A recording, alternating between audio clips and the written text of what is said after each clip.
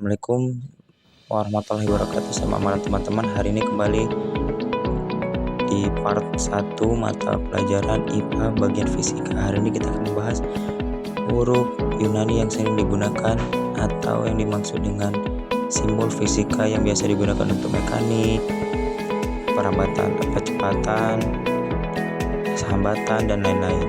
Ya, ini dengan huruf kecilnya, yaitu ada A, alfa, yang digunakan sebagai percepatan sudut, partikel alfa, koefisien muai panjang, tingkat signifikan, statistik. Yang kedua adalah beta. Beta ini digunakan sebagai berikut: partikel beta, kecepatan relatif atau VIC, koefisien muai volume, rasio kecepatan terhadap kecepatan cahaya. Yang ketiga adalah gamma, yaitu digunakan sebagai faktor Lorentz atau relativitas, sinar gamma, rasio kapasitas kalor. Yang keempat adalah delta, yaitu perubahan kecil atau variasi, misalnya besar atau kecil, berarti fungsi delta Dirac, berarti selisih nilai dan ketidakpastian pengukuran. Kelima adalah eta, yaitu digunakan sebagai efisiensi mesin viskositas. Berikutnya ada yang ke-7 adalah theta, yang digunakan sebagai sudut, posisi sudut, suhu potensial, sudut antara faktor gaya, dan perpindahan. Yang ke-7 adalah kappa, yang digunakan sebagai konstanta dieletrik, konduktivitas thermal. Yang ke-8 adalah lambda, yang digunakan sebagai panjang gelombang, konstanta peluruhan radioaktif, dan nilai Eigen.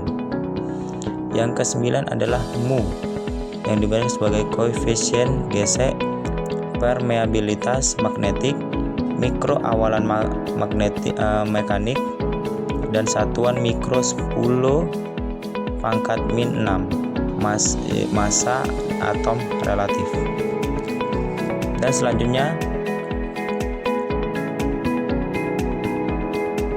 yang ke-10 adalah nu, yang digunakan sebagai frekuensi atau sering digunakan di fisika kuantum atau optik. Yang ke-11 adalah pi, hanya biasa kita gunakan untuk lingkaran, yaitu konstanta lingkaran 3,14, berarti habis itu partikel pion, gelombang, dan getaran. Kemudian ada rho. Rho ini yang ke-12 adalah massa jenis, yang bisa digunakan untuk massa jenis, hambatan jenis, resistivity, rapat muatan listrik, flux mekanik atau magnetik.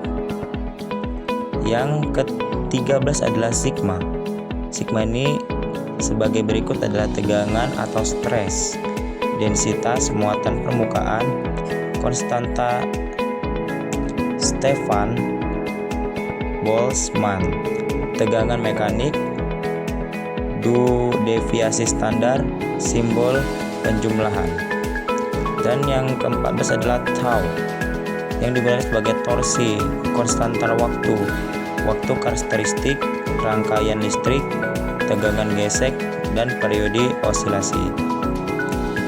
Yang ke-15 ya, pi, yaitu digunakan sebagai sudut fase, fungsi kerja logam, flux magnetik, potensial listrik, fungsi gelombang dalam mekanika kuantum. Yang ke-16 ada psi, yang berfungsi sebagai fungsi gelombang atau mekanika kuantum. Yang terakhir adalah omega, yaitu kecepatan sudut, frekuensi sudut osilasi. Kemudian ada huruf kapitalnya.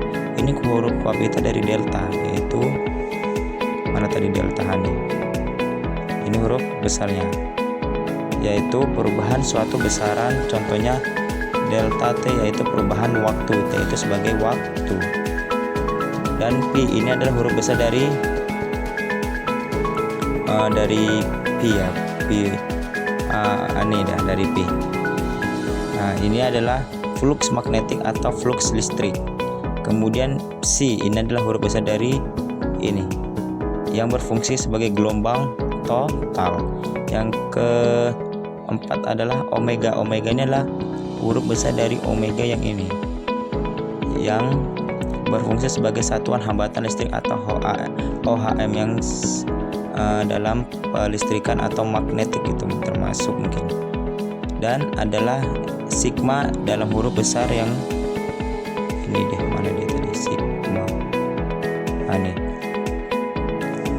Dia berfungsi sebagai simbol penjumlahan total gaya, total energi dan lain-lain. Mungkin sekian dari saya. Terima kasih. Wassalamualaikum warahmatullahi wabarakatuh. Lanjut kita ke part 2. Terima kasih.